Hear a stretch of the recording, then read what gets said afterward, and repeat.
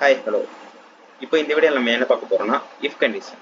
If condition நார்மலாக நம்ம எங்கே யூஸ் பண்ணோம்னா எஸ் ஆர் நோ கண்டிஷனில் எங்கே அப்ளை ஆகுதோ அங்கே நம்ம இஃப் கண்டிஷன் யூஸ் பண்ணோம்.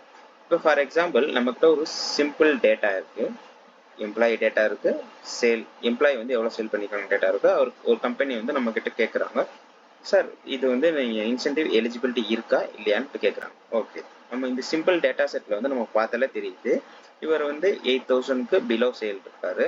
ஸோ அவருக்கு வந்து இன்சென்டிவ் இல்லை. அந்த கம்பெனி வந்து இன்னொரு பெஞ்ச்மார்க் என்ன ஃபிக்ஸ் பண்ணியிருக்காங்கன்னா 8,000 அண்ட் எபோவ் அவருக்கு இருந்ததுன்னா அவருக்கு இன்சென்டிவ் எலிஜிபிள், அப்படி இல்லைன்னா அவருக்கு இல்லை, இந்த மாதிரி சொல்லியிருக்காங்க. ஃபார் எக்ஸாம்பிள் இவருக்கு வந்து நம்ம இஃப் கண்டிஷன் பேஸ் பண்ணி இவருக்கு எலிஜிபிள் இருக்கா இல்லையான்னு பார்ப்போம். Equal if logical test, first logical test கொடுத்துக்கணும். B2 சேல் வந்து எனக்கு more than 8,000, more than or equal to 8,000 இருக்கும். ஸோ அப்படி இருந்தா எனக்கு இன்சென்டிவ் வந்து எஸ், அப்படி இல்லைன்னா இன்சென்டிவ் வந்து நோ. இந்த சினாரியோவில் பார்த்தீங்கன்னா தினேஷ் வந்து 7,000 தான் சேல் இருக்கார், ஸோ அவருக்கு எலிஜிபிலிட்டி இல்லை. சதீஷ் சேம் 7,500 தான் இருக்கார், ஆனால் அவங்க கம்பெனி வந்து பெஞ்ச் மார்க் வந்து 8,000 ஃபிக்ஸ் பண்ணியிருக்காங்க, ஸோ அதனால அவருக்கு இல்லை.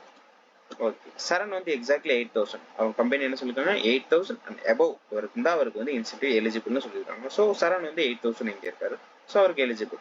ஸோ மற்ற 2 பேருக்கும் அதே சினாரியோ அப்ளை ஆகும். இவருக்கு வந்து 8,500 இருக்கு, அலெக்ஸுக்கு வந்து 9,000 இருக்கு.